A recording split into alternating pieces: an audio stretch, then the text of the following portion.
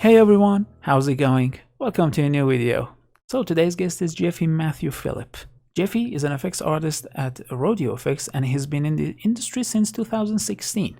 He's worked at Soho, Pixomondo, and also he was the quality assurance specialist at SideFX. So suffice to say, he knows quite a lot about Houdini.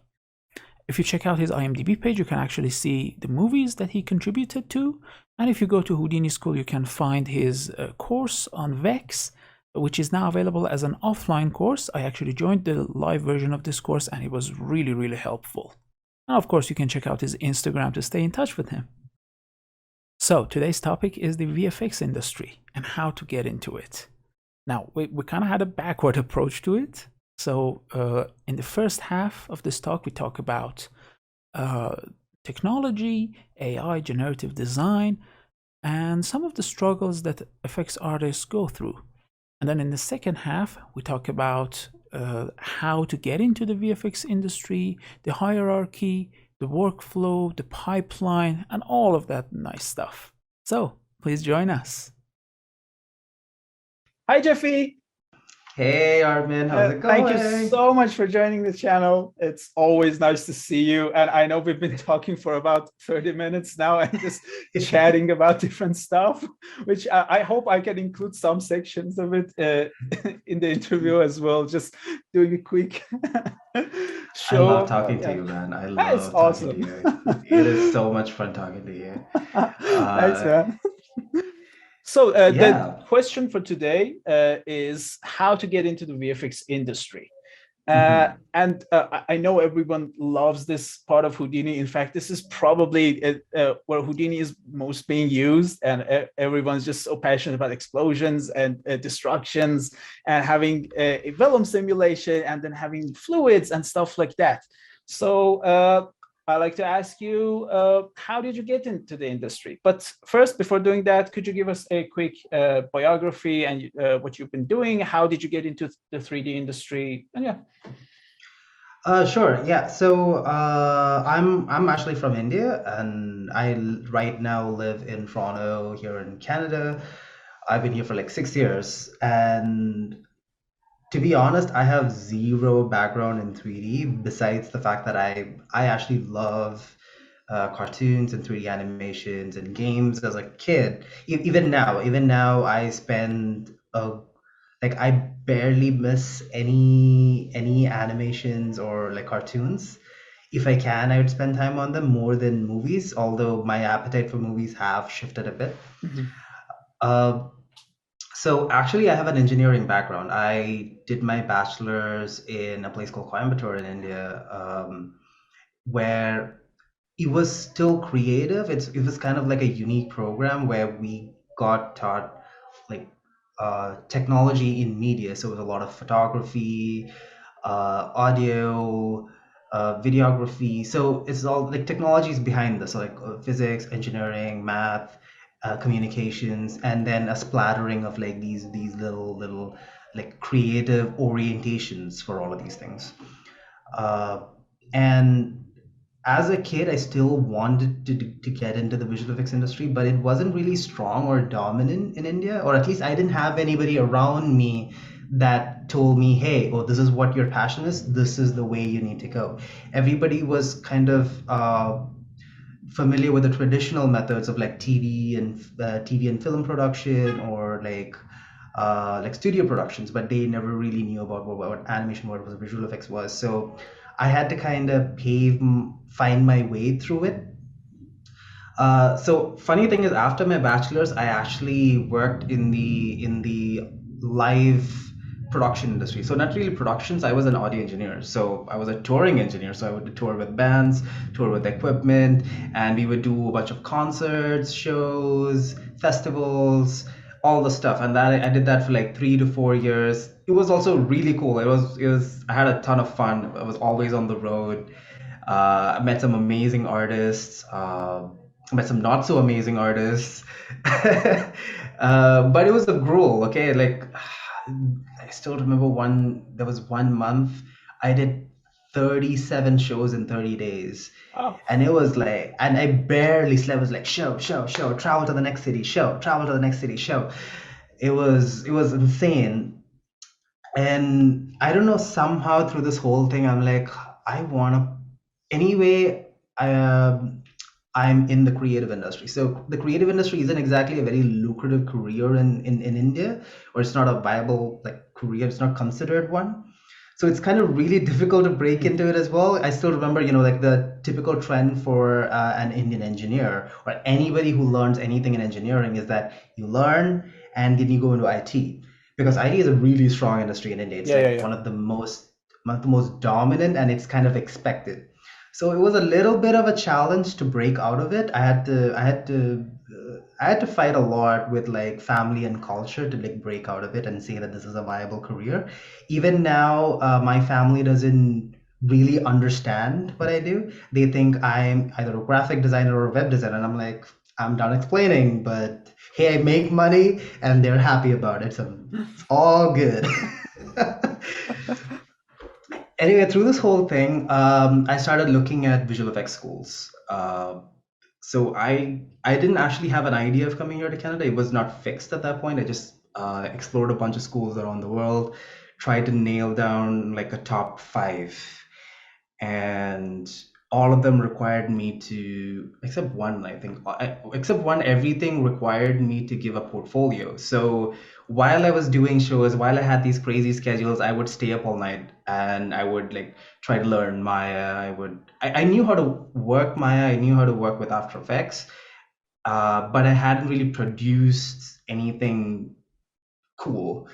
So already I was only sleeping for like 4 hours, so I reduced that to 1 hour a day. And then I'm like, the rest of the hours, I'm like, okay, I'm gonna try to create something. I'm gonna try to create something because I need a portfolio. And I gave myself like 2 years. So while I was working, I kind of produced a reel, like a student. It was super basic. I don't know where it is. I probably burned it all because I never want that to see the day of light. And I applied to a bunch of schools, and Seneca College here in Toronto kind of came up in like number one because it was in my budget and it seemed affordable, and they also had a really good reputation at that time. Like it still does. Like the visual effects program is one of the best according to me because it's a very generalist program, and I did not have a focus. I didn't know whether I wanted to do compositing. I just wanted to get into 3D. Just wanted to do that. I'm like, whatever it is, I'll figure it out later. I just want to get in. So I still remember the reel I submitted to Seneca was a mix of work. It had it had like 3D modeling. It had like 2D design illustrations. Uh, I had some like really basic compositing, like 3D compositing in like After Effects. And so I threw a bunch of like range of work because I didn't know what my focus was, and I just sent it to them, and I got selected. I'm like, oh, that's really cool, and I just made the move out here. And even when I came here, I did not have a focus. At Seneca was one of those first few schools in Toronto that was actually teaching Houdini. Um, and it just spoke, I don't know, like somehow Houdini What just year spoke to was me this? instantly. This was back in 2015. Mhm. Like I don't know how, but Houdini just spoke to me like more than any other program. It just felt very intuitive to me because I think like even when I was working in sound, I preferred doing the technical part of it. Also because no real audio engineer wanted to deal with the technical part. They always wanted to be in front of the mixer and mix sounds. And I'm like, I don't care. You give me a venue, you give me a challenge, and the challenge is always you set up a venue. Uh, your sound changes based on your space. Changes based on time of day, changes based on temperature. So a lot of our job is to analyze the space, and then you tweak your system to make the sound best in that place. So I always like the technical aspect of it. So maybe that's what spoke to me. So a lot of the things in Houdini felt very intuitive to me. Also, I know we have a lot of like high level tools right now in Houdini, but like in 2015 in Windows Houdini 13, you didn't have a lot of high level tools. So unlike Maya or any other program, I wasn't bombarded with like 200 like scrollable page of parameters where I'm like, well, that's there. Cool. Yeah, I don't know what any of these mean. It was very Get the modular feeling. back in the day. Yeah, it was very, very modular. It was very simple, and I liked it's like Lego blocks. Like you're like, Mhm. okay, I know what this Lego block shape is like. I'm gonna attach this and see. And it felt like a state of play at that time, and it really spoke to me. Mhm. And effects work, I don't know why I still like effects work. So, but Houdini seemed to be very popular with effects work, and I so just went down that path. It wasn't really like I have a special attraction to like effects work.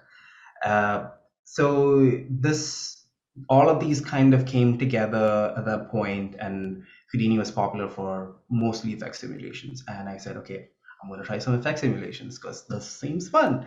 Hey, why not?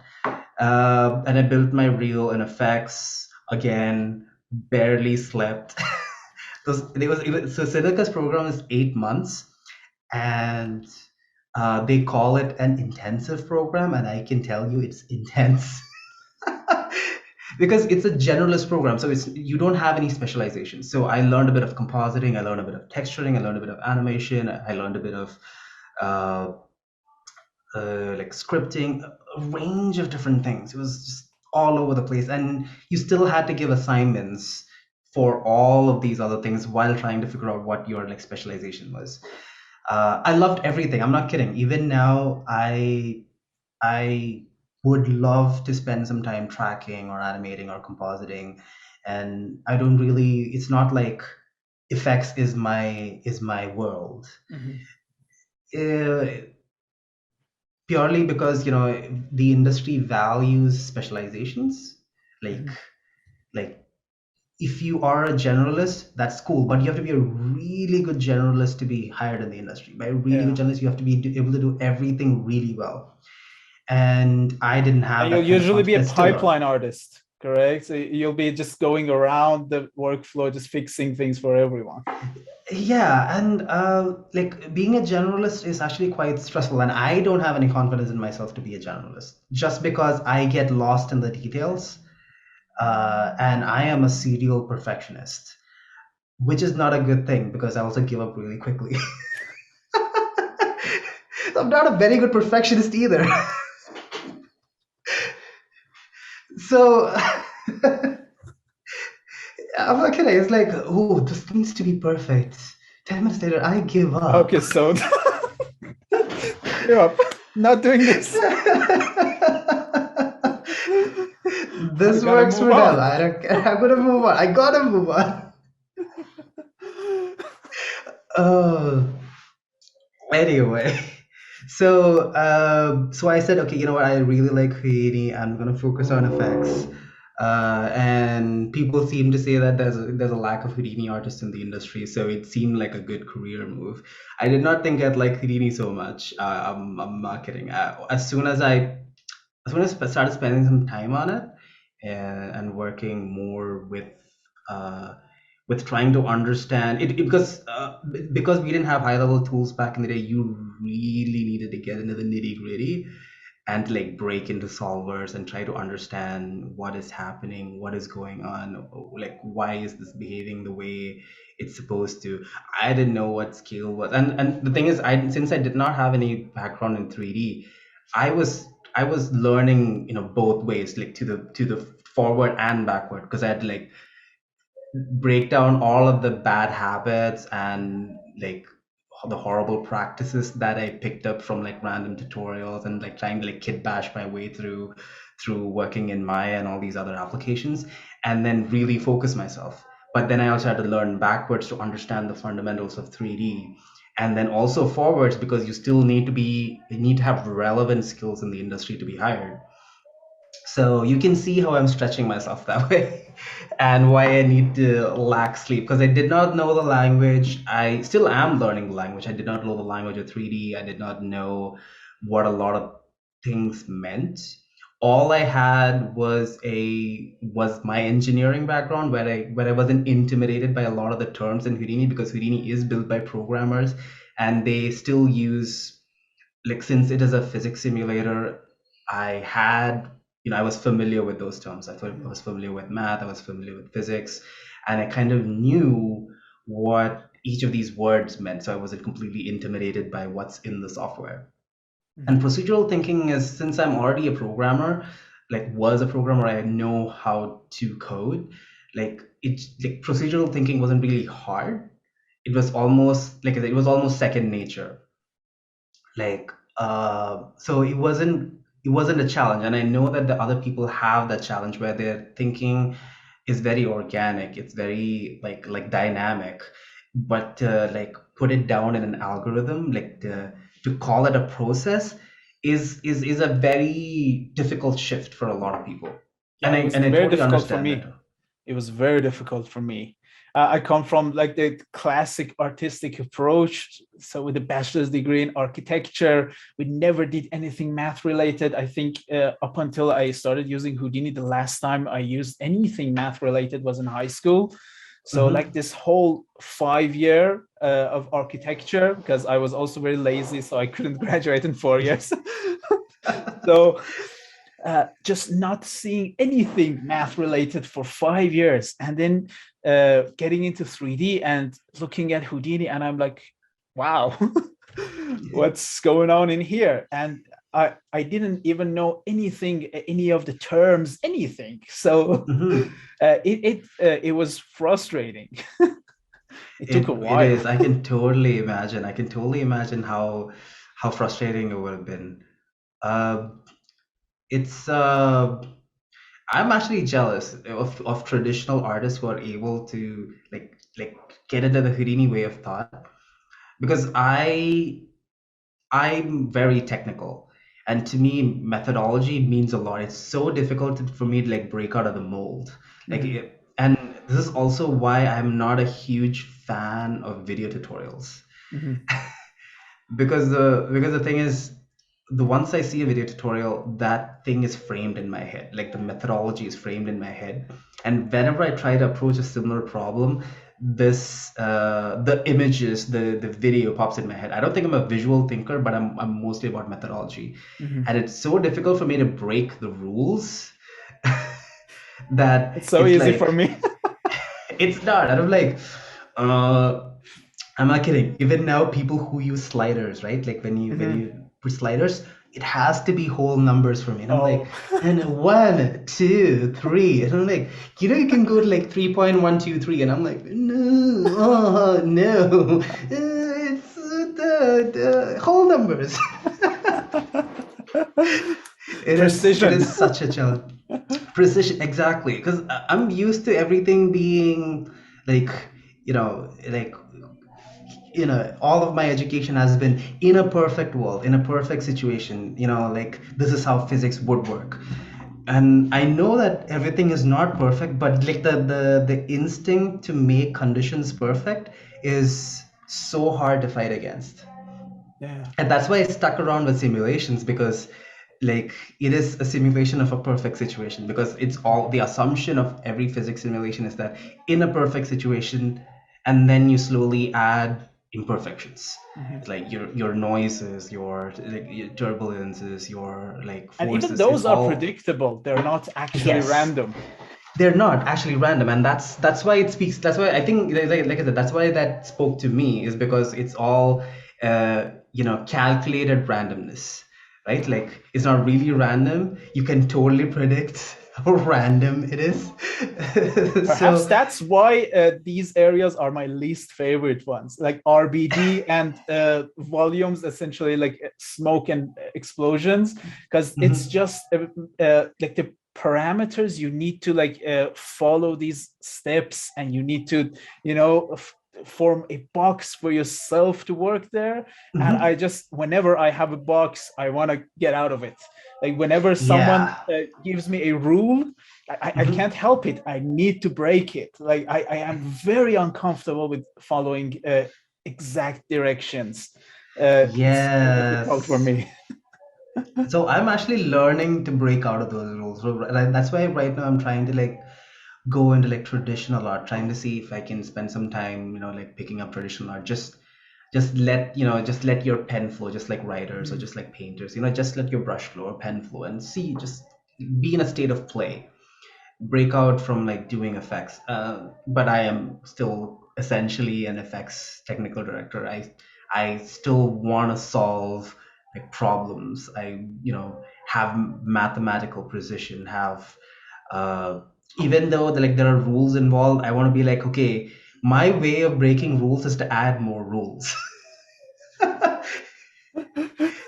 Like, here's a rule, well, here's this exception, which is still a rule, but you know, you can work with it, you just expand your box a bit. Here's a way to like slightly nudge this edge of the box and be like, here's an exception for you, here's another exception. I'm the opposite. I like whenever I like imagine there's a new node in Houdini, and of course the first thing I do is seeing how I'm supposed to connect it, but immediately I literally just cross connect it to see how what error I can get out of it, what's gonna happen there. Just like, oh, that is so cool, breaking man. the rule immediately. It's not cool because then you're just stuck there with it with something that's not functioning. That's the problem. Like, It is not a bad idea. I'm trying to learn how to think inside the box, because it's just you need to get a full grasp of something before you're going to break it. Like, that's pretty much the most important thing about art, because you need to be able to do it in the correct way, and then be, okay, like I'm going to break the rule and do it the other way. But when you immediately approach the broken rule, then there's just nothing there.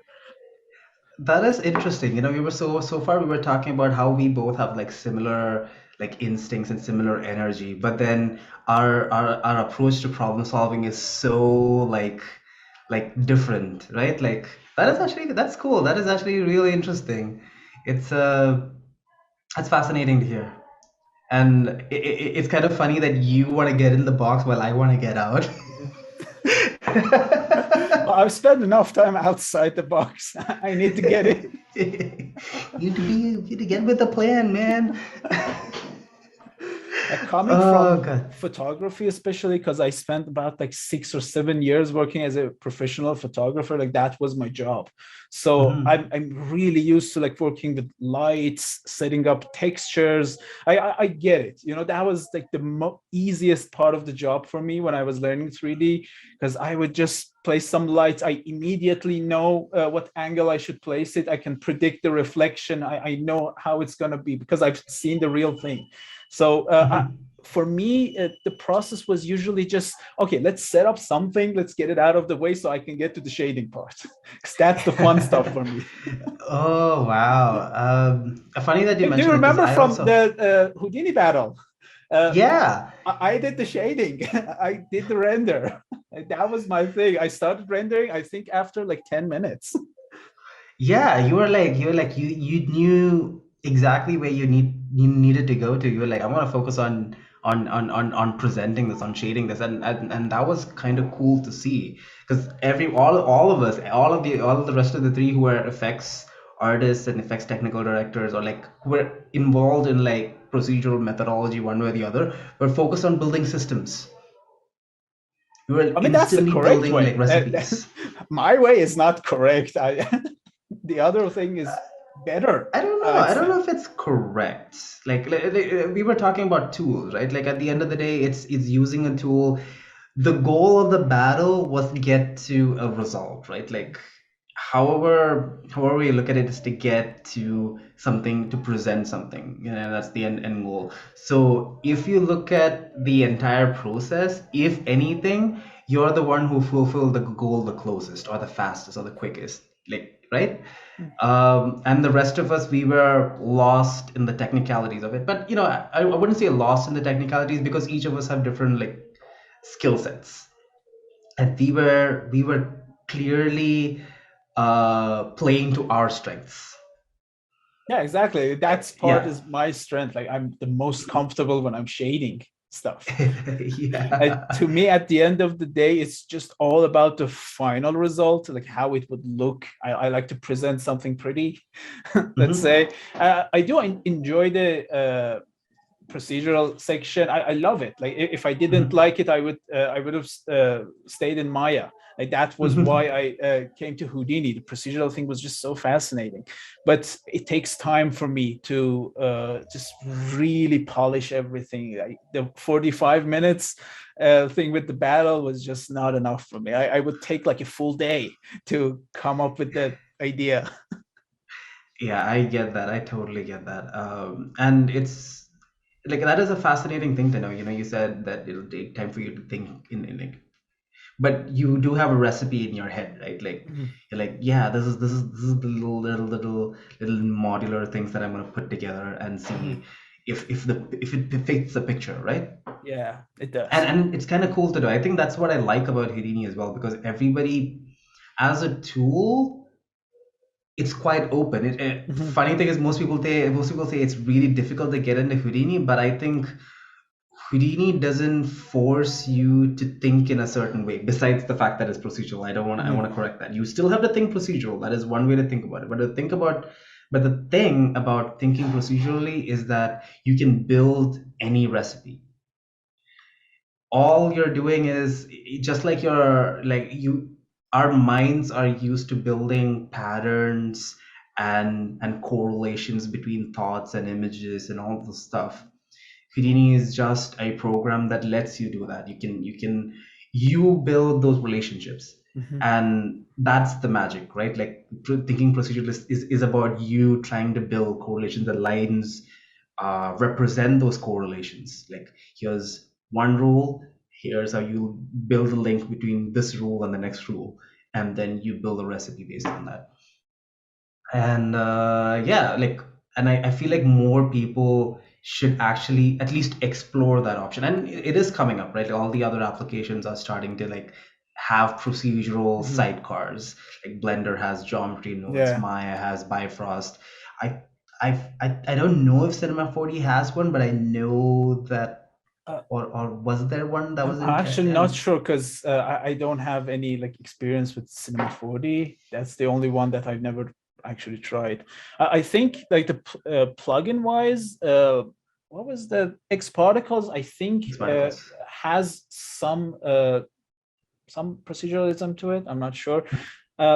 Obviously, they have like their cloner for cloning stuff, so I know that one you can replace the object, I think, but I've never really touched Cinema 4D. Yeah, I mean, I don't know, because I feel like they either there was one or they were talking about, but something is happening. But definitely more people have started to see nodal interfaces as like being more popular. Nuke was always nodal. Unreal has Blueprint, and Unity has the shader graph. So there, like anything that has to do like with creative processes are now starting to get more procedural, like Substance Designer. Yeah, like, dude, that's such a cool That's application. awesome. I love it. It is so much fun to play in Substance Designer. Like if I didn't have to pay subscription forever for just playing around, I'd be like, yeah, let me just see what patterns I can build. Just randomly probably connect the PDG network to like Substance Designer and like just spit out patterns. I don't know, just create recipes for me. That would be really cool.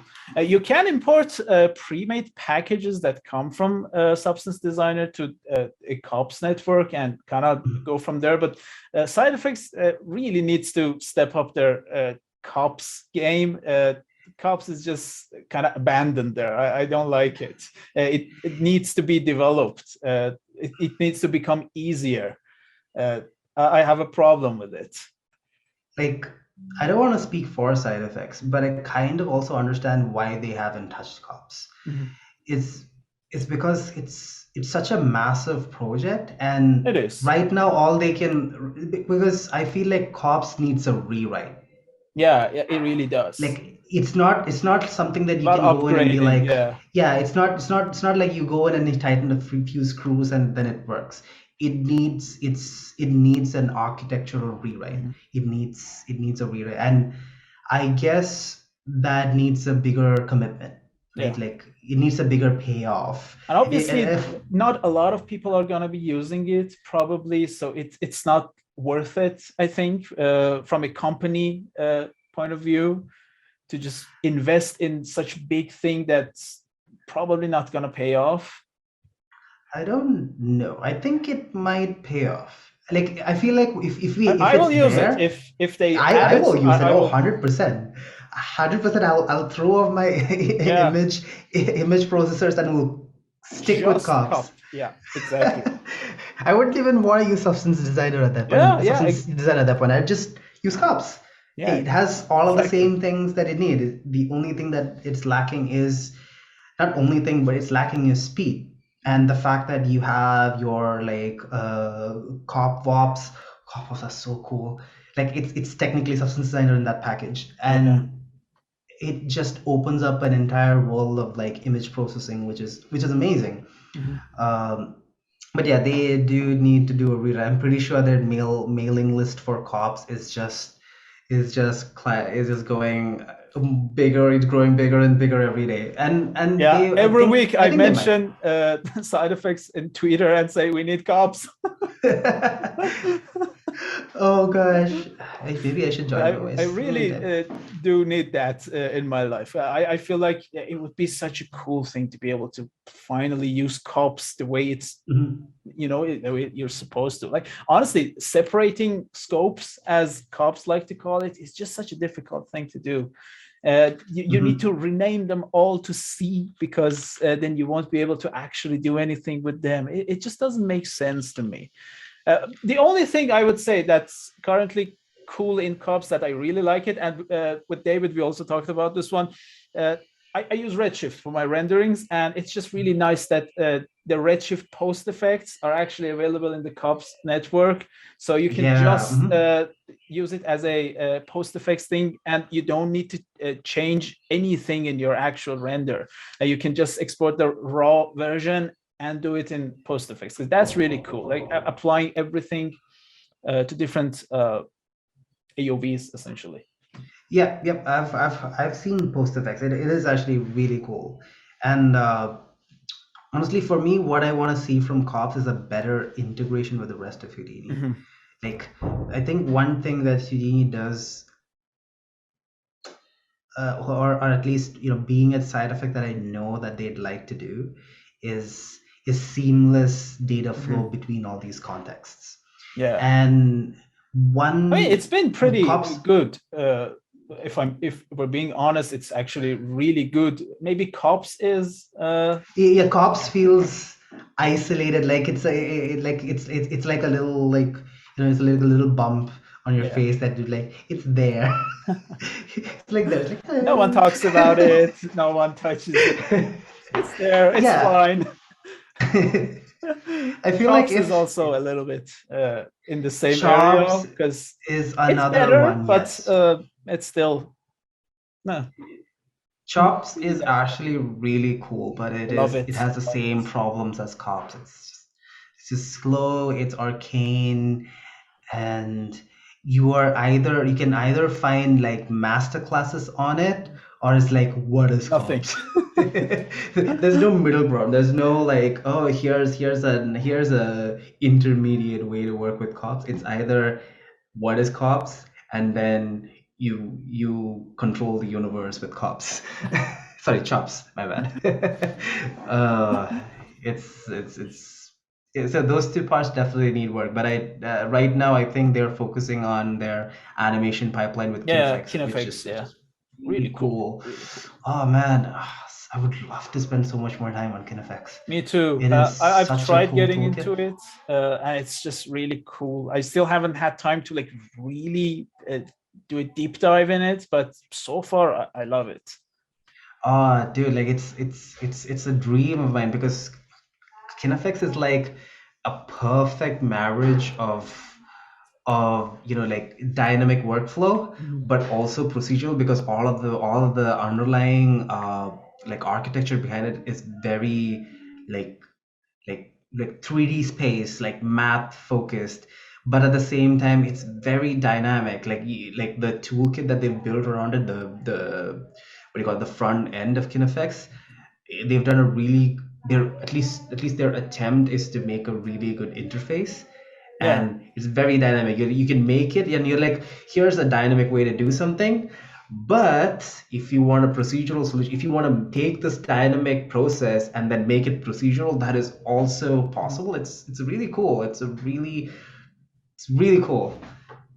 Go I check do it agree. out. You should check it out. You should check it out. It's fantastic. Yeah, I do play with the KineFX nodes quite a lot recently because I'm trying to get into the whole world, and I've always disliked animation, the keyframing stuff, character moving, but KineFX is the only thing that I'm just thinking, yeah, I might actually get into it, like working with characters, because this is cool. I like it. You can procedurally modify it. That's my jam. Yeah, it takes so much work, and I think that's the vision of the KineFX team as well. Is to take away all of those things were such a drag, right? Like motion processing, keyframing, just like this all of this manual work that you had to do before. It's become very they're trying to like streamline it so that you can actually have procedural solutions that are like, hey, you want to do motion processing? Well, here's an entire feature so that you never have to do like motion processing or your motion cleanup or like all the stuff is it's nice. I mean, it's nice. Yeah. It's nice.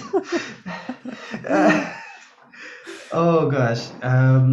But what I'm looking forward to, like what speaks to me a lot as a user, is actually proceduralism outside. So right now I'm trying to like build a course on PDG, uh, and uh, and one of the things that I want to accomplish in the course, or at least let teach others, is to integrate API, to integrate machine learning, but not really machine learning within PDG. PDG is essentially just a Python wrapper around processes in Houdini, right? So, and the possibilities are endless, like endless. I'm not kidding. You can drive an entire pipeline with PDG if you have to. So uh, I can say, well, here's A to Z. Take one character, run one random like noise generator over it, print out, like render them out, take those renders, post them onto Instagram one day after the other. The entire thing I can write in PDG. Oh. Like it's Python scripts. At the end of the day, it's a pipeline tool, right? And this extends to others. So like, oh, I want NASA's data from their repository. They have an updated weather data. Bring that in, run visualizations, and then spit out renders, upload them to a website. Possible. And this is currently possible. It's not something that's for the future. It's there, and it's all, and that makes me very, very optimistic, because like pipeline scripting used to be something that was such a specialized job. Like you wouldn't even think about it, right? Like even in a Blender or Maya, you have plugins that you download, and already Houdini lets you like build their HDAs as sort of like external plugins that you build and like functionalities that you package up. But PDG took that to another like level, like where it's not just plugins. Well, you can now package processes. So, right now, if I have renders and I want to spit them out into like an MP4, I don't use a compositing program, or I don't use a converter. Like FFmpeg is a very popular like command line script, but I've already built an HDA around this in PDG, and all I do is from command line itself, I say go into Open Houdini, grab those images, spit out an MP4. It's one script running Houdini in the background, and it does it. It's so like, and like, so at Side Effects, I actually built this labs tool called Archive Project. It basically goes through Houdini using PDG. So it's not something that's entirely new. A lot of people have approached archiving projects in different ways. In fact, Side Effects has their own archival project as well, like the project archival tool in the menu. But this is a labs node that basically scans your entire Houdini project and then gathers all of your references, images, textures, geometry, USD files, although that's a work in progress, like all of these things, and then changes all of it gathers them all into like one folder and changes all of the paths in Houdini to match this new path, puts the hit file down there, and then you have a nicely packaged file with all of your dependencies. And if you take it somewhere else, it's all relative paths. So if you open Houdini elsewhere on another computer, or you send it to a friend, he has all the paths ready and set for you. Nothing's broken. That's This really is good. That's really helpful, especially like doing work in render farms, because that's a pain in the ass. it is hard. It is, and the fact that this exists is such a game changer. And I feel like PDG, you hear more and more. I mean, it is getting more and more, gaining more and more steam right now. But you will like, I'm pretty sure in the next few years that a lot of pipelines will use PDG as their core. Yeah. Because they've thought of some certain things. Like sometimes it might feel backwards and there still needs to be a lot of improvements, but like the fact that it exists and the fact that you have access to it is really nice, because you don't need to know a lot of Python to use PDG for a lot of basic things. But if you know Python and if you know how to script, it opens up an entire universe for you. So even if there's any native nodes in Houdini that will help you do pipeline tasks, you can write your own. I mean, that's always been the thing about Houdini, is that, well, you don't have this function in Houdini, well, feel free to build it yourself. You don't need support, you don't need help. Build it, make it a library. That's for you. And that's what HDAs are, that's what VFL files are. It's fascinating. And this is actually also used in like AI is a popular field where now Houdini is gaining more and more prominence, because a lot of AI training is used to be done with organic data, where you needed to go out and actually record real live data and then train a model with it. But now with Houdini, the fact that you can make it procedural, you can basically use synthetic data, and that's what the word is. Like it's synthetic data, where you're creating situations in 3D, rendering them out, feeding them to a 3D model. And it's kind of funny where you're using computers to train computers, but like it's no longer like live dynamic data, but you're like creating synthetic data to like train real AI models. So like, for example, you want a car to be able to recognize objects on the street, and there's a serious amount of data. You need to give them different like building facades, you need to give them different like structures, lighting conditions, crowd sets, and the crowds also need to be different. You have people who are short, you have people who are tall, you have people who are wide, you have people who are thin, you have people who have like different skin color, and all of these under like different lighting conditions. Are there traffic lights, are there street lights? There's so many like insane number of variables. And this is where Houdini shines, right? Like the fact that you can just like set a random variable and be like, here's 5 million variations, and you can just generate them like that. You don't like sit and manually change anything. The fact that you build all these rules and recipes and say, well, spit out that scenario for me, or that condition for me. And you're talking about that box, right? Like it's still within that box, but with exceptions. And like here's a rule, here's an exception that you add to that rule, and then you plug it into the model, and then the model learns from this. It is really cool, really This is fascinating. such a fascinating subject. I really need to look this up, because this is just an entirely new level. Yeah, This it's like sounds amazing. you should check out, what's that company called, Synthesis.ai. I think that's one. And I think the other one was called Parallel Domain, I think.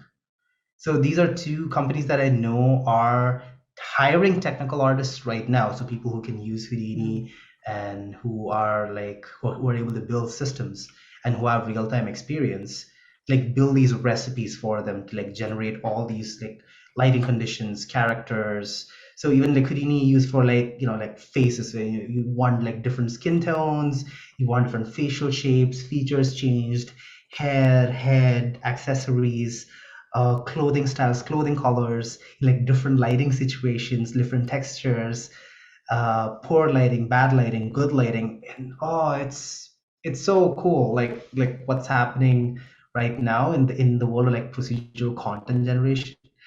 Uh, like same time, like talking about PDG and branching off, like even in like Unreal and Unity, like Houdini's procedural tools are very prominent.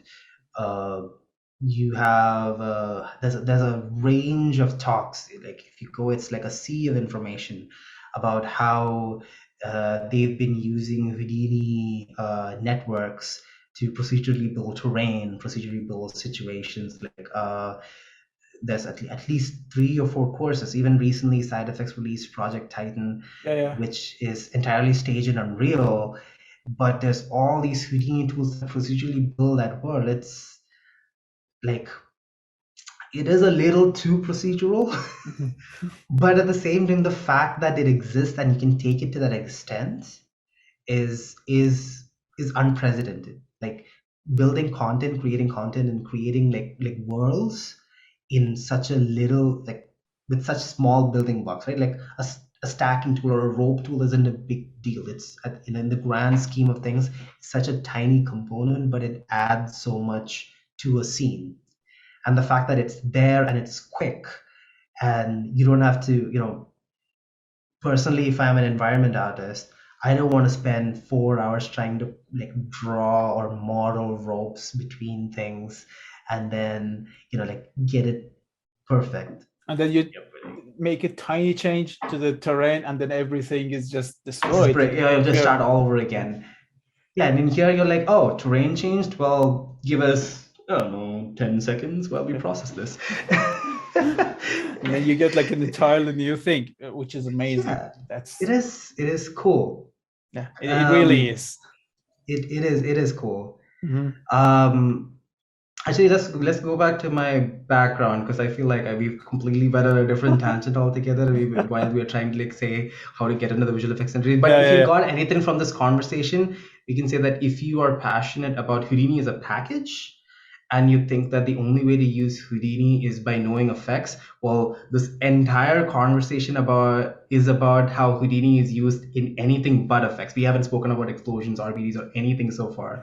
It's just this world of procedural content generation that you can get into. It's so cool. I personally would love to learn all of this, but unfortunately, I don't have a hyperbolic time chamber or infinite time. There's only 24 hours in a day, and I spend 6 hours sleeping like a sucker.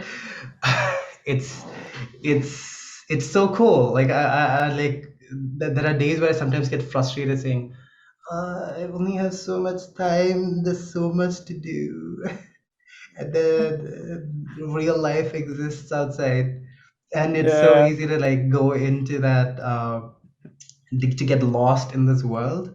And I appreciate having friends who kind of break me out of them. Like my wife is amazing. She's like, you have a real life and you need to enjoy yourself outside of your little digital like country that you've built for yourself.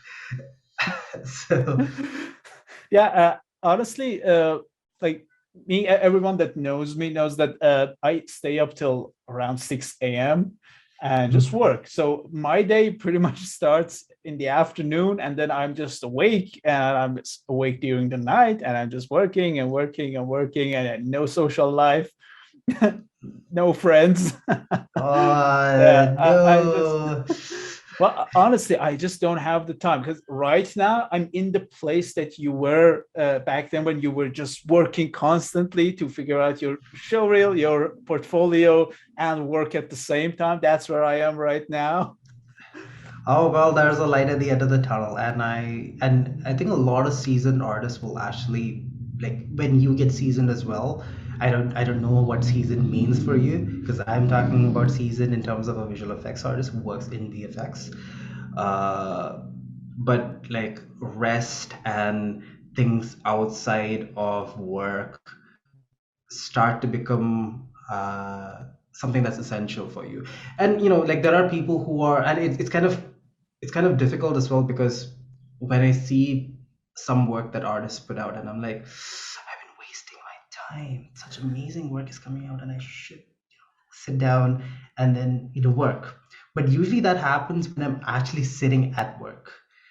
When I'm out doing other things, like especially during these past few years, I've started to like reconnect with my passion for exploring things. I'm purely an experiential person, and I want to like learn and experience other things. Like the desire to learn has expanded out, because there's a thing about where you do something for survival. Back in the day, I used to like just sit and do Houdini purely because I wanted a job. But now that I have a job and I have money and time, I have options to like say I'm comfortable. But rather than I'm not a very comfortable person. I don't like sitting at a spot and like doing one thing. I want to do explore other stuff. So I go on like bike tours. I just finished saying that I go right now in Toronto, it's winter, and I go for a cold water dip at the lake once a week, and that's been like life changing. You meet these amazing people, and you learn things about yourself that you didn't know, like and the different people value that. I've started to like value saying, okay, there's a certain amount of time I should dedicate to this, and there's a certain amount of time I should take rest at, and then there's like social like social not skills, but like relationships that you need to build, because I feel like I grow through them. Otherwise I feel like I'm in a bubble, right? Like this bubble that's purely fueled by me and whatever my opinions of what I see and experience are. And I felt like that constantly puts me in a dark place. uh while like when I go out and I like one amazing thing I accomplished during the pandemic was go on a single day bike tour, where I rode my bicycle for almost 150 kilometers in a day. Like it was a full like 10-hour ride. It was crazy. grueling, but I didn't know that I was even capable of that till I attempted it. And like that changed my perspective for a bit, because I thought like I ride my bicycle every day, whenever weather permits I do ride it, but I never have attempted to push that barrier, right?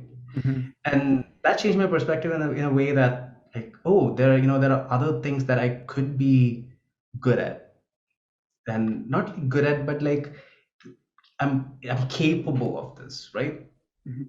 And Do get that. and yeah, you surprise yourself and like, oh, I did not know that I could do that.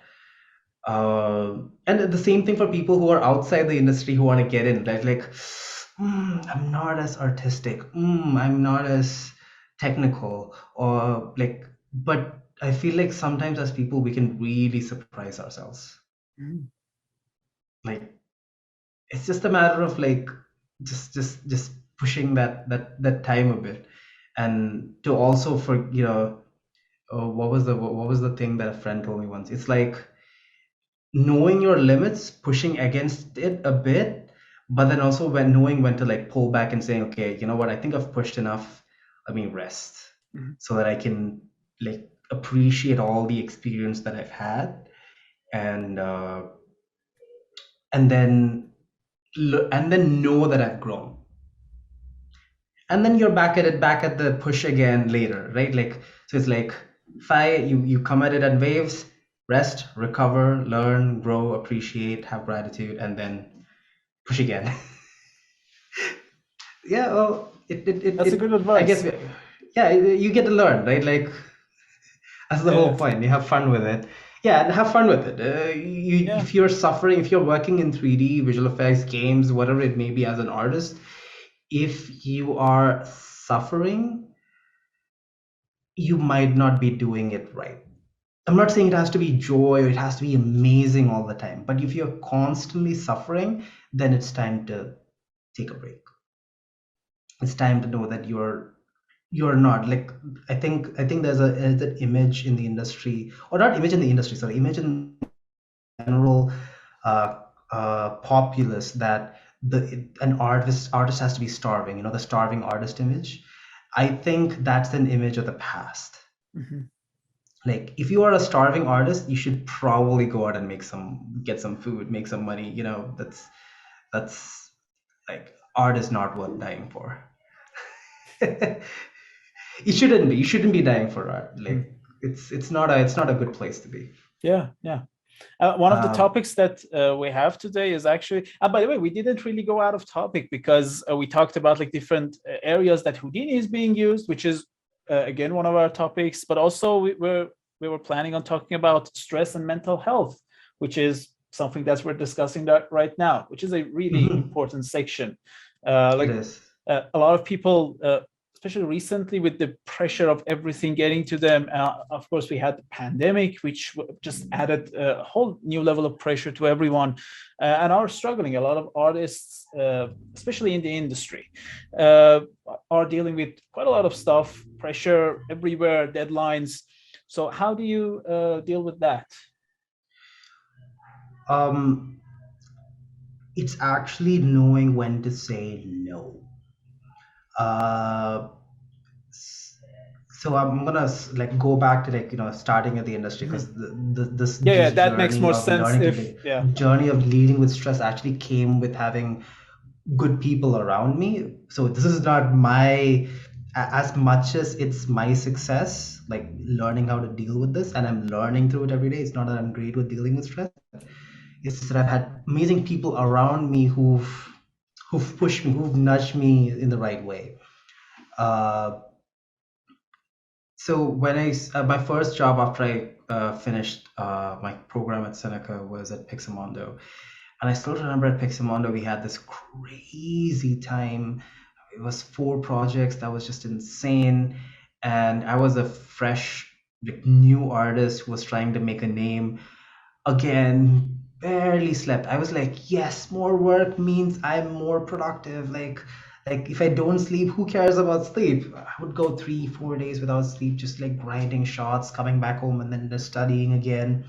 And this is the trend. This is what every artist who gets in the industry sort of does.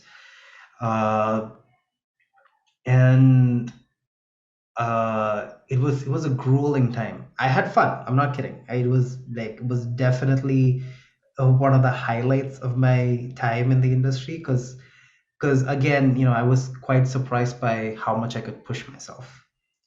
And at that time, I genuinely believed that this was so that I could take rest later. I mean, that's what we're all doing, right? Is that I'm going to work hard and tough it out right now, so that an X amount of time later, I can be like, I've done my due diligence, I've done my work, now I can reap the benefits. But I did forget a lot of things along the way. I did not take care of myself. And after Pixamondo, I joined this studio here in Toronto called Soho. And one of the things that really surprised me was that there were these amazing artists like James and Steve there. Shout out to them.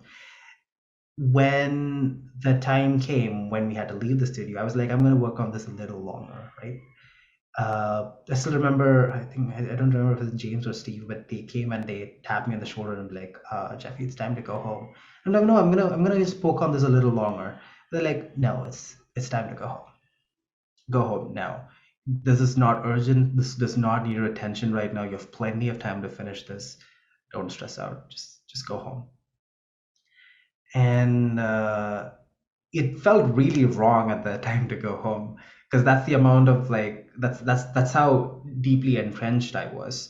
Like, no, I'm gonna just grind. So it took me a few months, and I slowly started appreciating the fact that I got to go home at 5, right? Like, and I had a lot of personal time, and then I would go home and I would again sit and study, like, oh, I'm gonna learn, I'm gonna do more. And slowly there were people around me who'd call me for stuff, who were like, no, you should come out with us for this, and I'd say no because I had to go home and study. But as I left work on time, this the whole 9 to 5 thing. One of the hardest things that I had to learn was to stop thinking about work at 5. Like, shut, I'm out, that means I'm done. Like for the longest time, when I would go home, I'd be like, this explosion at work, this destruction at work, I should go home and practice so that I can solve this problem tomorrow. So technically I'm still working. I come home and I'm still thinking about You're work. working for free. Yeah, exactly. I'm working for free. And as I started to go out and do other things and meet people, and this is why I said it's important that you have a group of people around you who are there to distract you, right? I started to appreciate other parts of life, to say no, like to be like, okay, I'm done with work. And I feel like that skill is not as appreciated now because people want more people to work. It is, the messaging is getting out, is becoming stronger now. But like I feel like it's really important that you know when to stop so that you can take a break. And honestly, I learned better through all of it. Like I had time to process information. I got inspiration from people outside. I actually enjoy, life is not just about being an artist. It's about being able to contribute to society, knowing what problems you can solve around you. Like just people say that you put out what you want for yourself. So helping you don't have to be philanthropic, but go out and see what your friends need from you. And when you spend time with them and share those experiences, they also support you when you need something. And that involves art, that involves being an artist. Your lifestyle as being an artist, like you'll never know where your source of inspiration comes from. And sometimes they come from you taking a walk out on the street, and you seeing something amazing and you're like, "Ooh, I want to create that." Or you got an idea from seeing this, just like you were talking about how you came up with your new project, right? Like it came when you were not actually looking for it. So you need to give yourself space to think about it. And so I'm not talking about going out and thinking, how do I be an artist? What is the next piece? But more like shutting it down and then letting things ruminate, letting things process, and enjoying the things around you. Like being here in Toronto, being here in the West, I personally feel very privileged because in India, as much of a diverse community it is, and there's all these like cultural dynamics that are around food, lifestyle. It's very colorful, it's very unique. But what we don't appreciate a lot is rest, and then other things, like for example, the air isn't like, I lived in cities, so the air pollution is high because there's always traffic, people are constantly getting sick, it's not always safe. But here in like Toronto, the air is so clean. I know it's a metropolitan city, but the air is really clean. Like I still remember when I landed here in Canada, in Toronto, like when I like took a breath in, it was like it felt so unrestrained. Different. It was like it felt so different. Like even when I go back to India, and this is a weather thing, but like here, weather is actually quite like, I kind of like the cold weather and it's kind of mild. When I go back home and I step out of the airport, I can feel the weight of the moisture and the humidity and like the air fall on my shoulders,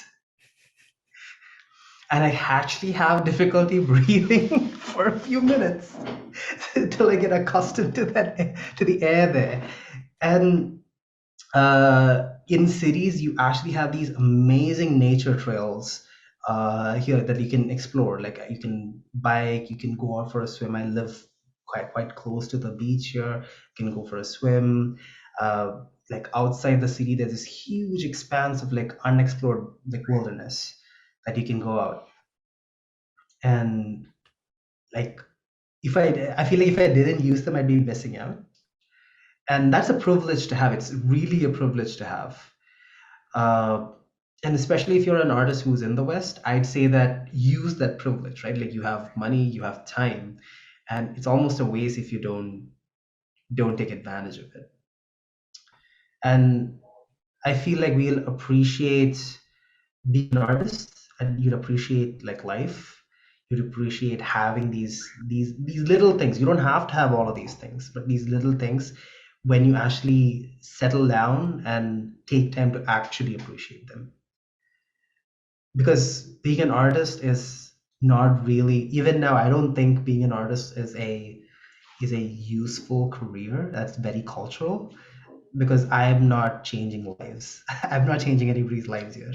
But the fact that you can, like, make money out of it is amazing. You can say like, oh, I work on movies or I work on games or I'm creating these art pieces in my head and I'm actually making money out of it. That's kind of amazing. That in itself, I think, is a privilege. The fact that more people have the taste for art has changed. You know, like, it's not the 1700s where if you're an artist, you Starving paint something artist. and then you 200 Centuries years later, later, somebody recognizes your work. No, you got social media right now and you get like instant recognition, and you can probably like monetize it, make money out of it. YouTube, TikTok, Instagram, And right now the NFTs NFTs. are Yeah, the biggest NFTs. thing. Oh God, People NFTs. Yeah, making millions. exactly. It's amazing, and that's what I meant by, if you have the starving artist mentality, or if you're living that lifestyle, honestly, pause. You can. It is possible, but don't kill yourself over it. That's a really good advice. So we're kind of taking a backwards approach here. We kind of started at the end. So let's go back a little bit and actually how to get into the industry, because that's like Okay, the big thing. yeah, important. The big thing, big thing. Um, Here I'm gonna sort of take like be very like corporate, okay? Because as much as like being an It's a artist is business at the end yeah, of the it is a day. Yeah. business. At the end of the day, it is a business. So how to get in the visual effects industry? Simple thing. You need reels. You need a reel. You need a reel of good work. Okay, so it's not just like taking a bunch of check boxes. At the end of the day, it needs to look like you put effort into it.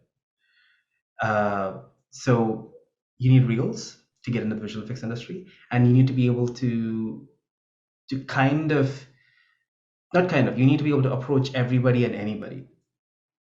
When I graduated, I applied indiscriminately. It did not matter who it was or where it was in the world. I just applied indiscriminately. Luckily, in Canada, there was a strong like visual effects industry, and they really needed Houdini artists at that point. So I was hired, and that's how I got my entry into the industry. So from a very practical standpoint, it's also coming to know what's in trend, what's trending. Okay, so if nobody needs an animator and you are an animator, chances are you will not get hired in the visual effects industry. So if a studio does not need animators, they will not hire you. So there's no like you, and they're not entitled to give you a job. But it's also finding out, okay, if some other place or country has a need for animators, probably you should apply there. And there are other logistical challenges in place, but this is what matters, is that it's not necessary that your skill set might be in demand. So number one, again, real. Number one, knowing if your skill set is in demand. Um, and even if you have a reel, it's also your reel is kind of your resume. It's a picture of who you are as an artist, at least in terms of skill set. So if you are applying for an animator's job, but you mostly have compositing work on a reel, that's not going to do well. So you need to like tailor make your reel to fit the best version of you as an animator with the work that you have. And that is really important. I'm not going to get into the nitty gritty because there's tons of like guides about how you can make your reel, but how you present yourself is very important. Another thing a lot of people don't really talk about a lot in when it comes to applying for jobs is the fact that you are working in a team. You are working with a group of other artists, and it's a very collaborative work. As artists, we tend to think that in the visual effects industry, I'm going to be able to work on master shots, and this is going to be my idea, and I'm going to be able to implement it completely and have full control over it. No, a single shot might have anywhere between two artists to like 50, not 50, 50 might be too much.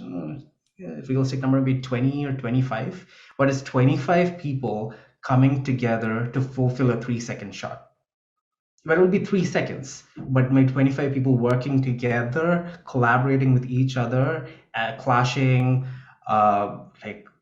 solving problems together to fulfill that vision, right? Like whoever vision it is.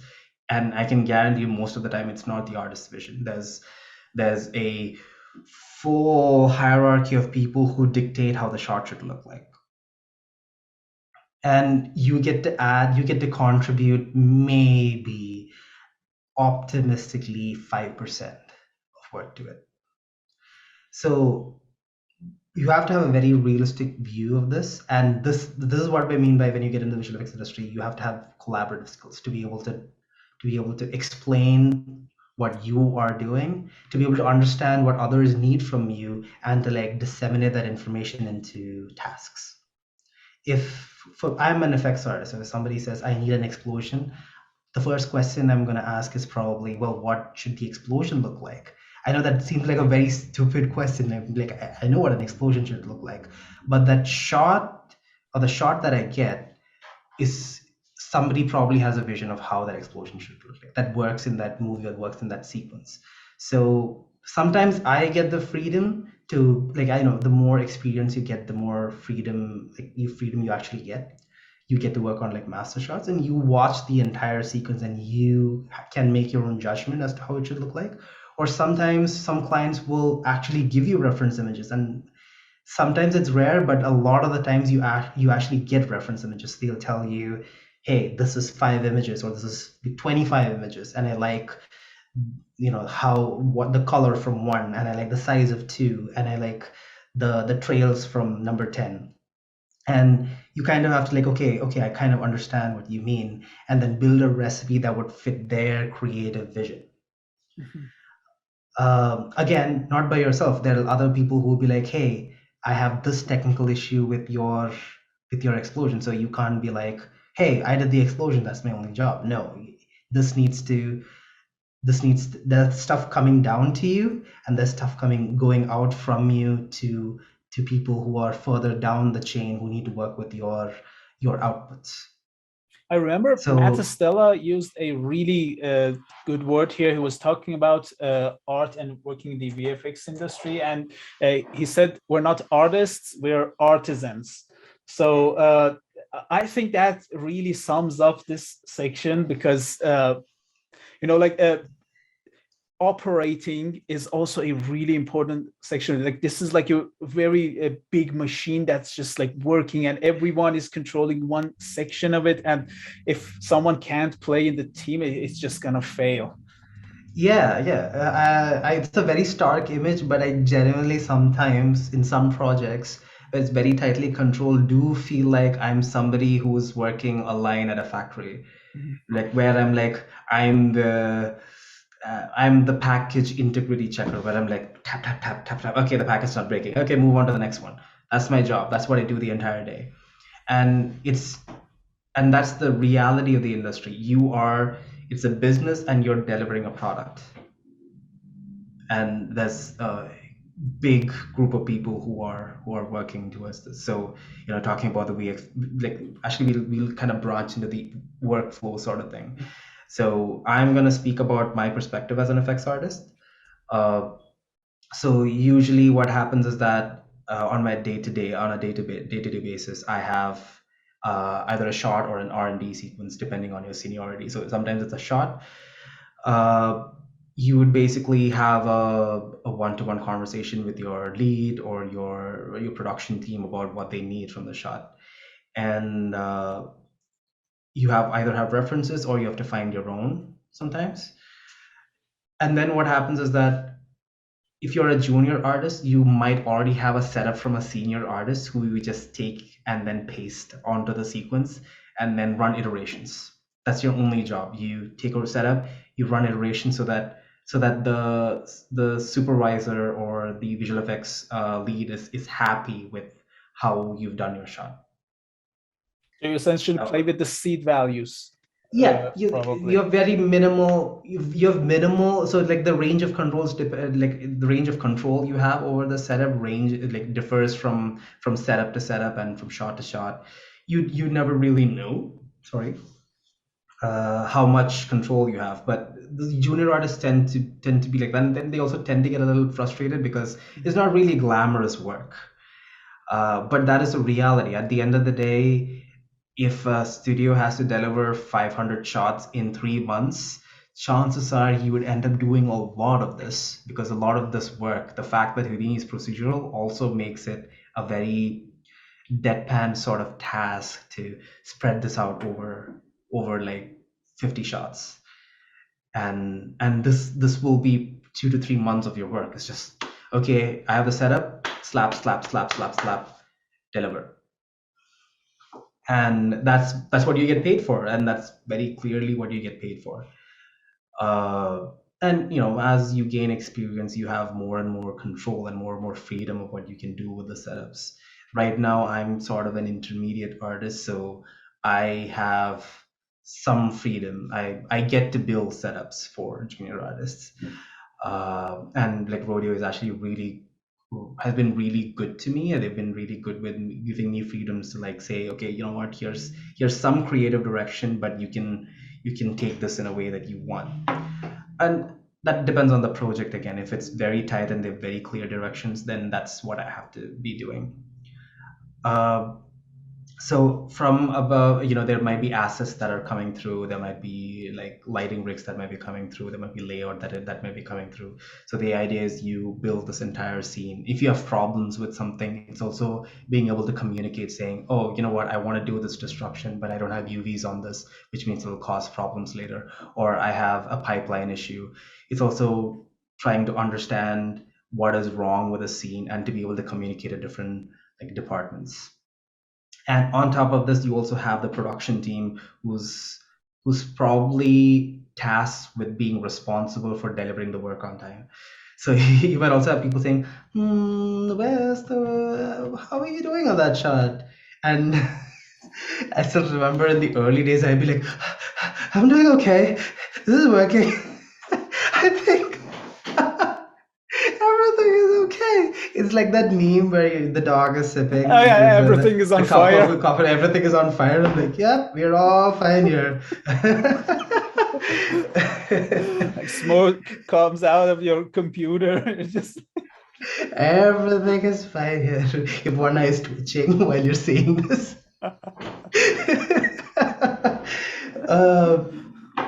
Oh boy. So this is what I mean by collaborative work, because everybody has something that they're responsible for, and they also want to get it done, including yourself. So a typical shot is where you have all of the like effects artists generate effects caches, which are part of a general set of assets. So you have layouts, which basically they'll build the environment and block out the staging area for you. So that's where your effects element comes in. You have modelers, you have animators who generate like characters, props, even the assets that if you're a destruction artist, you destroy, and you need to ingest these assets and then work with them. You troubleshoot with them. You also have to communicate if something, like I said, if you don't have UVs and you need UVs, you need to be able to tell the modeler, hey, I don't have UVs, give me UVs. And they're in a respectful way. And then sometimes they will not, like sometimes if you say, oh, you know what, a lot of the times your assets won't be perfect and you might have to work with them. Or if you have to communicate, is a work in progress, because it constantly changes. Yeah. There's multiple like, what was the expression I heard? It's like you're on a moving train and you're trying to change the engine while it's moving. That's what it sometimes feels One like. screw at a time. You open You're one, putting the engine place it, together yeah. as the train is moving. That's what it feels like sometimes, and you'll get frustrated, and it's powering through those frustrations and being able to communicate clearly what you want, and you have to be, you should be polite because they are also going through the same struggles as you are. They have, they have things that are changing for them from somewhere else, and they have production pressures, and you're also working with them with the same kind of pressures. uh, and then once you're done, you've just generated one asset, like, which is supposed to be again staged in this place, and this has to go to lighting, and lighting will be like, oh, this doesn't work for us. Your caches is not working. Your density isn't right. Your values are off. And I'm like, but everything seems right to me. And you have to kind of disseminate what they mean, right? You have to like discern what they mean, and then break it down into like actionable items for you to fix. Uh, so sometimes the skill you'll need is to be able to ask the right questions. Like a funny story that I had when working in production was that there was this shot that I was working on where there was this jet that was coming up from this contraption, and there was this like huge billowing smoke that needed to like be pushed out, and I did a version, and the funny thing is the note I got was literally, it looks fast, so it should be fast but slow. And funny thing is, this is the client note, and me and my supervisor was like, "The heck does that mean?" So do they mean it's supposed to, you're supposed to see it, but it's supposed to be fast? Is that what the client meant? So the client meant, it took us 2 weeks to understand this because we came together and we were like, okay, we should ask the right questions. What does this mean? So like we thought about, okay, I did a bunch of versions which I thought was the answer, but it wasn't. But then the client came back with the better answer, so we were able to figure it out. So what they meant is that this should expand out slow, but internally it should feel like there's a ton of like material being moved around. So the expansion of the smoke should be like, should slowly move, but internally it should feel like there's a ton of material and a lot of chaos in the smoke. That's a difficult thing to understand. Yeah. So funny thing is, as soon as we figured it out, I went out and I printed that note on a T-shirt and I came back to work. And I wore that T-shirt for like 2 days.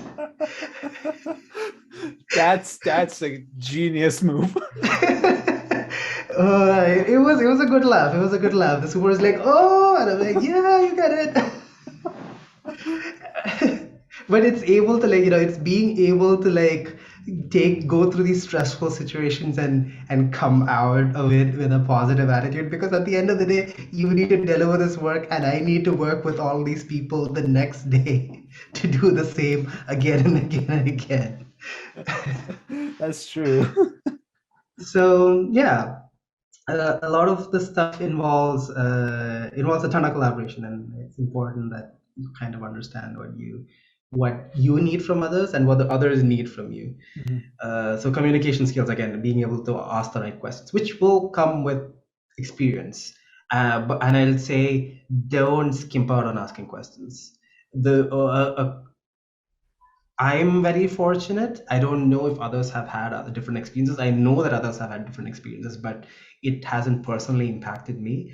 Is that I am really unselfish with my questions. I shoot them out.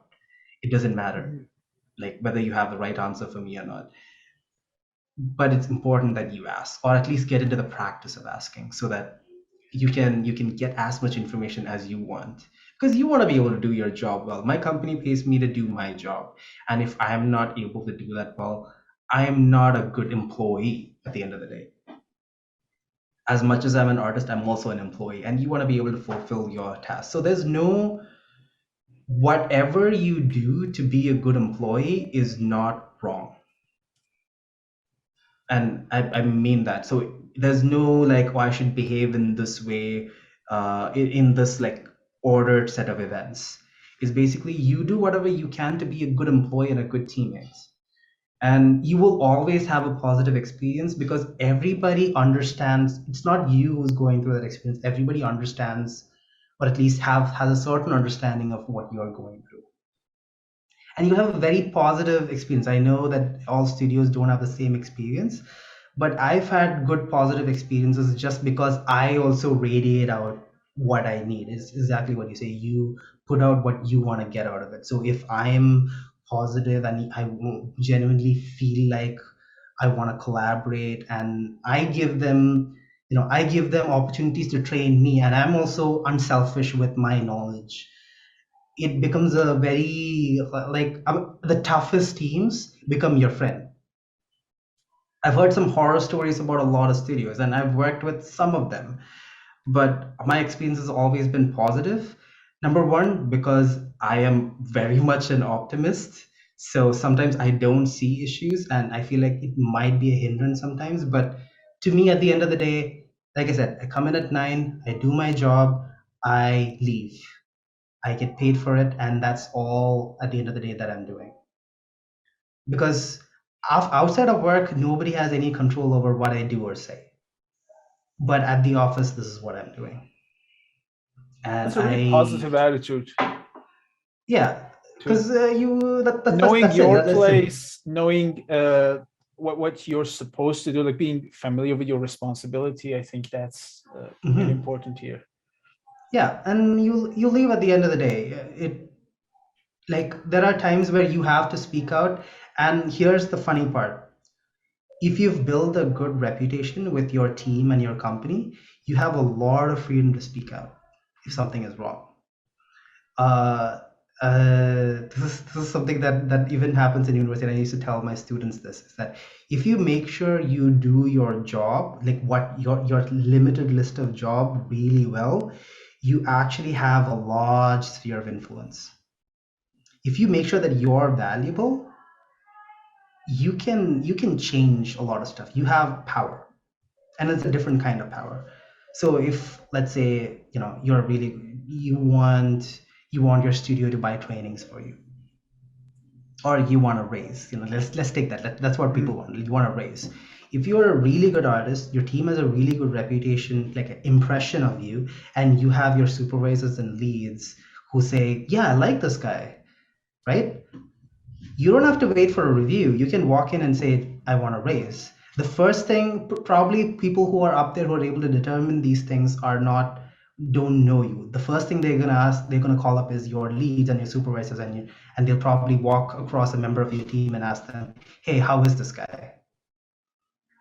And if they have a positive impression of you, chances are they'll say, oh man, yeah, that guy or that girl or whoever is great. I love working with this person.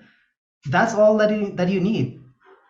Like, you have power, and like I said, there are certain things that I get to influence because I have a positive impact on the team, and the team trusts me to push that positive impact, right? Like, training is a big thing. Houdini changes so fast that we need to keep up as well, and it's stressful for some people. And sometimes you need to pay for trainings, and you don't have time for trainings. But if you take the time and if you take that effort, you're able to tell a studio, hey, we are an effective group of artists, but for us to be more effective, you need to train us, or you need to give us avenues to train, and things will open up. Things are like, oh, I've heard people say, oh, you know what, the studio is never going to bend. And you're right, some studios are never going to bend, or some administration is never going to bend. But the chances are they will bend the moment you say, I can be a better, or we can be a better team if this is there for us. So, this really comes into play. It really works. You leave with as good of an attitude as you can have, and don't take everything with it's. This is difficult, but this is the next thing. See at the workplace. Try to take everything, every feedback that you get constructively. It is difficult because sometimes language is an interesting thing, according to me, because different, everybody's not great with language. Some people like to spread out what they say, like me, I can rant, I can run circles around one word forever. But some people are very simple and they use very limited words to say something. And your language might not match their language. So I'm an optimist. So even if I'm getting negative feedback, sometimes I kind of like wear rose tinted glasses and I'm like, huh, okay, got it. And they're like, that's not good news. I'm like, no, it's great news. Which is not great all the time, but it does help my attitude. Like, okay, they're telling me this, my work sucks. I'm trying to hear it in the way, okay, there is a way to improve this. Great. Cool. Tell me how I can improve this. That's a really And positive attitude. That's great. I yeah, don't think I'm that type of person. I go nuts. no, it's the weed I'm smoking. I'm just kidding. I don't. No, it's important. I feel like it makes your life a lot easier. Like I said, Definitely. drawing boundaries, questions, and being a good human being in the workplace. It helps a lot. And you, even if you have to leave a company, you actually leave with friends. I still hang out with every single company that I've worked at. I still have friends over there who I hang out with, who influence me on a day-to-day basis, who I get to teach even after I've left the company, which is a nice thing to have. Which is fantastic. That's the relationships that you build, right? Yeah. So what else do we got? So yeah, we talked about Houdini in the industry. We talked about the workflow. We talked about the chain of command. And of course, we talked about stress. We talked about actually quite a lot of stuff. One thing, you mentioned how many people usually work on a shot. How long usually these shots take? Like, let's say for like a 5-second shot, let's just put a time on it. And I know it's just a really general question, so like maybe there are like multiple answers to this, but how long do you usually spend working on a shot? It depends on how complex the shot is. So if it's something as simple as not as simple as let's say just grading a shot. If you already have LUTs, that's a small amount of work. One person needs to spend maybe an hour or two to ingest, finish up grading, and then delivering that shot. Sometimes some might be entirely complex, like, oh, there's this blue screen shot. You have to add, it's an entire cityscape. He's standing on a ledge and it's a cityscape, and there's this huge beam of light coming from the skies and crashing into the ground. That's a more involved shot. So you have your prep and comm team working on isolating the character. You have your assets and layout team trying to determine the camera move. Your tracking team trying to determine how the camera move was. You have your modeling and assets and animation team trying to figure out how to build the environments team. You have your effects team building the beam, and then you have your lighting team trying to like match lighting, and you have to like change lighting on the character. Sometimes the character needs to be replaced with a 3D model or a digidouble. It's called a digidouble, so I'll use digidouble. And so this is a more involved shot, and that one shot might take 5 months to finish. That one shot will be 3 seconds. That'll take 5 months to finish because there's that much involved work, and that'll be close to like 15, 18 artists on a shot. So in different departments. Yeah, different departments are now pooled in, and even effect sequences alone depends on how complex the sequence is. You'll have either one artist do something. So if it's, let's say you have somebody walking on snow, that's the only thing in the entire environment. That's one artist's work. But let's say there's snow and there's a blizzard, so you need snow blowing, and there's trees with leaves moving around, that's there, and there's somebody sitting in a campfire far away, and that's maybe multiple artists start to get involved because there's multiple elements in the scene that they need to build. Sometimes one artist gets to do all of it, depends on how much time is required. So let's say you have a month or 2 months to work on all these elements and iterate over them. One artist is enough. But if they say, oh, we have to give a version in like a week, that's a little more demanding for a single artist. So you have multiple artists take up multiple elements from the scene and then say, I'm going to do my own version of it. So they'll try to see if all of them works together. That's the supervisor's role, right? Like the visual effects supervisor will be like, yeah, the blizzard fits in the scene, the steps fit in the scene, the trees match the wind, the fire looks good, the fire and smoke also match the wind. So yeah. So it depends on the scope of the scene and how much work you have to really do on it. Now, all these artists, they all have access to like the same file, so everyone gets to see the other person's work. Yeah. So again, this is the whole pipeline task, right? Like you have other people who've already done a lot of this work for you, so that your job is just that. Is just do your effects element. And it depends on what kind of studio you're in as well. If it's usually a smaller studio, you tend to do a lot more range of things. So right now at Rodeo, we have it's the biggest team I've worked at so far. Usually the companies that I work at are like 150 big or 200 big. And the FX team will be maybe 4 people, 5 people. But currently at Rodeo, the entire FX team is around 30 people strong. So it's a big That's team. A lot. Yeah. Yeah, so there's a big team. And it's in these smaller studios that I've worked at, I've had to do a lot more tasks where I have to render and light my explosions and my renders. I have to do my own renders, manage them, manage my caches. I've also had to like troubleshoot stuff from above. But at Rodeo, there's people to like troubleshoot stuff for me. There's people who've already taken care of pipeline. I don't have to do any lighting. I don't have to do any renders for final. I just build my element. I send it down the pipe. It looks good on my end. Whatever they need, I give it to them, and they'll deal with the rest of it. So I just have to focus on this, which is much more specialized, but it lets me create a lot more elements. Like iterate faster. That's my only job. My job is to just give them the best element I can, and that's it. Onward to the next one. Yep. Now, obviously, it has quite a lot of positive stuff here, but also one thing that comes to my mind when you're working on a smaller studio, let's say, like maybe an indie studio, since you're more involved in one particular shot, maybe there's more like sense of ownership to the shot. You know what I'm talking about? You're right. It does. So in smaller studios, you do tend to feel a lot more ownership of a shot or a sequence.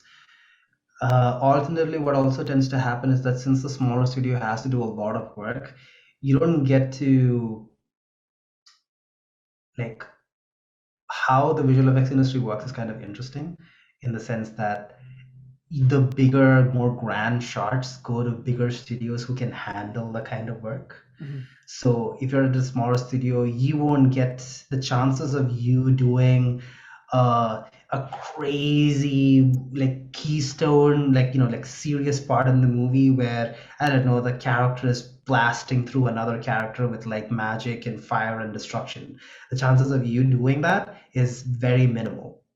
Because the capabilities of that studio might not match that. There are studios that do that, but I'm saying the trend is that they won't do a lot of these big serious work. But like I said, you get ownership of the shot. Whatever you do is yours, which is it's a really nice feeling to have. But at the end of the day, if you want to work on like grandmaster sequences with like guru level FX elements, chances are you have to be specialized. You have to work in a studio that gets that kind of work, and you also have to be at a level where you're able to deal with that kind of complexity. And they trust you with that kind of complexity. That's true. I remember I was reading, I think it was Naughty Dog, the gaming company. Uncharted is from Naughty Dog, right? Yeah, Uncharted is from Naughty Dog, that's right. So one of their environment artists was talking about this, and he said Naughty Dog came up with a good solution, which was essentially distributing each level to 2 environment artists. So the feeling of ownership was still kind of there, because like these 2 only worked on this particular level, but they designed everything. So they kind of felt like, okay, yeah, this is our level. It's just the sense of ownership. So I just wonder, is there something similar to that in the VFX industry? Yeah, so again, it depends on the type of sequence. So like maybe there's a beam that's coming from the sky, but you also get to design like every element of it, rather than just working on tiny bit. So if usually what happens is that it depends on the expanse of the sequence. So like how big the sequence is. Time-wise or scale-wise? Scale. So like both. So in the sense, like let's say you have that beam, okay, you only have three shots, right? Like so the scope of work is very little, and you don't have to like spread that to like a lot of people, because it's 3 shots. The person who created it can probably work on all 3 and be like, I know this element and it's only 3 shots, I can complete it. But let's say that beam is over 80 shots. Now that's a different ballgame, because one person, like realistically, usually how studios tend to look at sequences is that how many shots can an artist do in this project, and that ranges anywhere between 5 to 20 depending on the time scale, like how much time you have to iterate over it. So even if so you see that 80 shots is too much for one artist, even within that responsible time sequence. So you need more artists to kind of contribute, and then you have to spread out that work. So the one artist will get probably 5 shots where the beam is really important. He'll be asked to build a setup, a rig around it, or an HD around it, and they'll probably be given to like junior artists and intermediate artists depending on how complex the element is within the scene. So if it's something that's usually slightly far off, or is not the dominant element, they'll be given to more junior artists, because the risk of that going wrong is really low. More intermediate artists will be given slightly more risky shots, and the key artist will be given the 5 major shots where this needs to work, and he'll probably also build a setup for those 5 shots. That makes a lot of sense. And there's like level of details, so probably the one in the background has like far less, let's say, particle counts. And the person who is the key artist might also need, I don't know, like 8 hours to simulate one of those because they're close up, while the junior artist will only require at half an hour or an hour to simulate and render one, because it's far off and it's not complex. The chances of there being a lot of feedback and a lot of mistakes is very low, but they still get to contribute to that sequence because the work needs to be done. Show must go on. I guess as a sort of final question that I have in this area, obviously working as an effects artist, well, we use Houdini quite a lot, and it's just you do explosions, stuff like that. How much of it is directly with Houdini, and how much of it is just goes to compositing? Like, you know what I mean? Yeah, I think I know what you mean. So you're talking about like how much of your original element ends up in the shot? That, and also like I guess what I'm talking about is because there are a lot of minor details. Maybe that's a better way of putting it. So do you salvage, for example, let's say tiny explosions that are happening in the background to kind of just use it from a previous project, include it in the background because it's not really important? Or do you just design everything depending on this just one project that you're working on right now?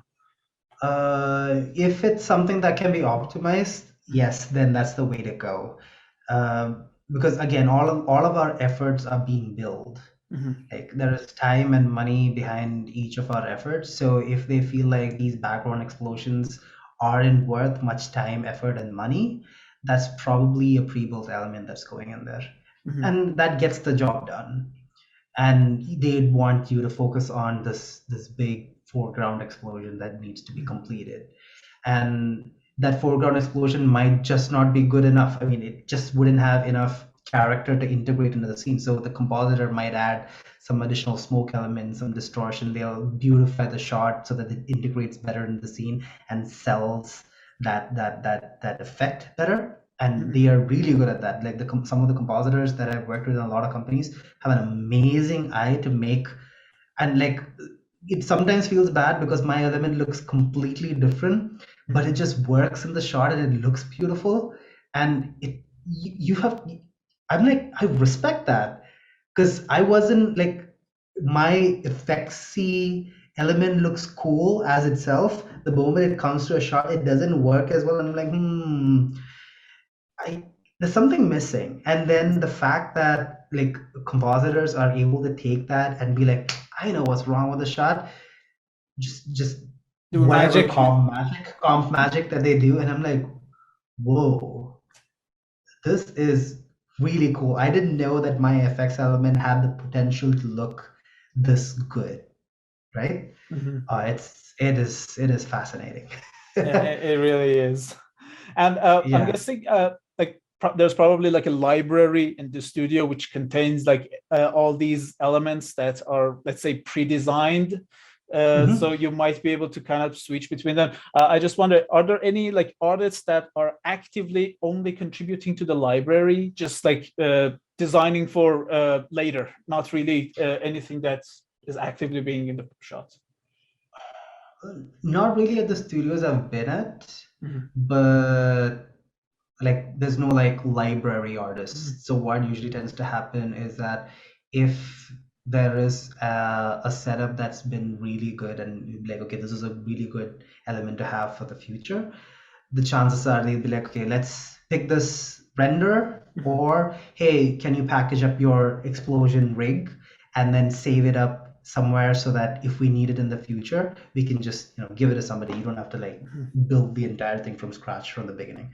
So at Rodeo, we actually do that a lot, which is kind of cool, because if there are other setups that have really worked for artists, all you have to do is just pick that. And yes, you won't get to do a lot of the R&D, but you also get to finish up the shot, especially if it's elements that you don't want to deal with for very long. You're like, yeah, there's a setup. And of course, you can build on top of it. Yeah. You can, of course, like if it needs changes, you can change it and you can update it. But like if it's an element that you don't want to work, but you've been given the responsibility, right? Let's say I usually don't mind any element that I'm given, but let's say it's a dust cloud and somebody doesn't like a dust cloud, but it's been given to you. Your responsibility as an effects artist is to deliver the dust cloud. If you don't want to work on it for too long, get the setup, spit out the renders, move on to the next element. You're done with it quicker. Right? Those tools are available to you so that you can be like, okay, this is my job, finish it. And you won't have to complain by saying, oh, I don't like this element, I just don't want to work on this.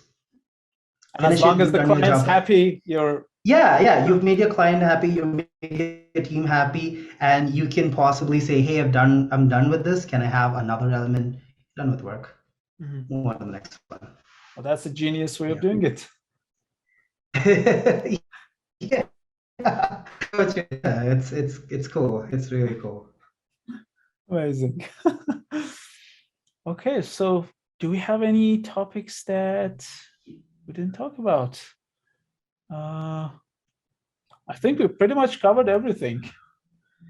Yeah, maybe what I'll add at the end, I know we were talking about purely visual effects, but I think I should clearly mention that as artists who are like Houdini artists specifically, I don't think you should look at visual effects alone. There's so much out there: NFT art, AI, games, advertisements, something everyone recently, like furniture, even architecture. Like, I've seen a lot of stuff. Architecture, yes.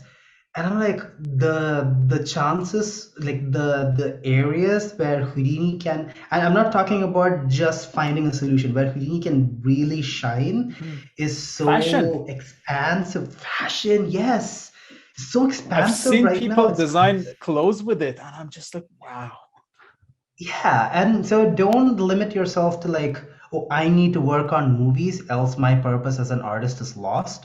No, there's so many the opportunity for art to be a solution to something is so much more prominent now. Art is not no longer, oh, it has to invoke emotions or it has to be in a gallery. No, you can genuinely use artistic skills to solve real world problem. I mean, talk to Kate, like scientific visualization is like I did. such a cool I had her on the thing. channel. Yeah, you had on the chat, right? Last Like month, yeah. such a cool thing. Like you're still being artist, you're still solving problems with an artistic eye, but you are able to like, even like you need to be able to sell a product for people to like be able to buy it. So if people look at, I don't know, I'm just throwing an example out, right? People look at a galaxy and be like, huh, that doesn't look that great. Why should I care about it? But if you make it like really cool and beautiful and be like, look at the expanse of the galaxy, look how fascinating it is. And if you can invoke that emotions from other people and get other people interested, the chances are you get more money to research a galaxy or like, Honestly, someone might end up becoming a scientist just because of this, yes, seeing something cool, and then be like, I want to explore this. He might genuinely contribute to the humanity. Yeah, so don't underestimate what you're able to do with your limited skill set wherever you are. You don't have to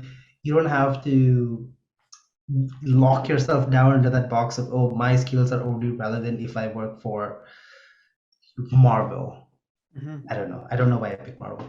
No, not dissing on Marvel, but like that's not, there's so much you can contribute to. Like uh like it's amazing. It's amazing. I'm like I said, I genuinely I'm frustrated that there's only 24 hours in a day because there's so much that you can do and there's so much that you can learn and there's so much you can contribute. It's actually limiting like the limits of your human existence sometimes kind of like like oh no. I do get that. I do get that. Yeah. Kind of building on top of what you're saying, that's these videos are actually like this is the whole point of this series that I'm doing, because I just want to kind of map out all the different stuff that as artists we can do. Next week, I'm actually having Johannes Richter on the channel to talk about the cool dude. Gaming industry. Exactly the same conversation, but in another industry. Just trying to bring everyone together, mapping this whole thing out. Oh, that's such a cool thing, Armin. I think more people need to hear that and disseminate it like have that in one spot. Like just be there in one spot and then they can just take that information away. It's so cool. It's so cool, Armin. Amazing. Yeah. So Jeffy, thank you so much for joining me today. This was an amazing meeting. I really enjoyed every topic. I love talking with you. I know we just spent like 30 minutes just talking about random stuff before even hitting the record button. Well, I think we just jumped all over the place. I don't think we stuck to a topic. It's like question answer, but it's like I think we did, and I love talking to you. I love talking to you, and yeah, me too. And it is a really interesting time to be an artist. It is a really interesting time to be, and I'm meeting some amazing people who inspire me on a day-to-day basis. I don't think I've met anybody who doesn't inspire me as a person and as an artist, and you're definitely one of them. And too kind. like I'm not kidding. I don't know if you think I'm kidding. I'm being very honest about this. And it's nice, and I hope that people who listen to this like are able to see that this is not, I'm not really being like, it's not toxic positivity, but it's more like knowing that you don't, like, all the bad things that you hear or could go through aren't as bad because you do have a lot of control and you don't have to put yourself in this box, like what Armin said. Like, you don't have to put yourself in that box and be like, this is the only way I can find purpose as an artist. Amazing. Yeah. Thank you so much, Jeffy. I love your work. I love your attitude. I love the way your mind works. I learned a lot from you, whether in your VEX class or just generally observing your work. So thank you so much. Thank you, Armin. This is amazing. We should talk again, offline, and Of just course. rant, like pick like once a month or once in 2 months and just rant for like 4 hours straight. I'm down for it. I'm always down for stuff like that. Awesome. Well, you have an awesome day, and You too. we'll catch up soon. Yeah, thank you so much.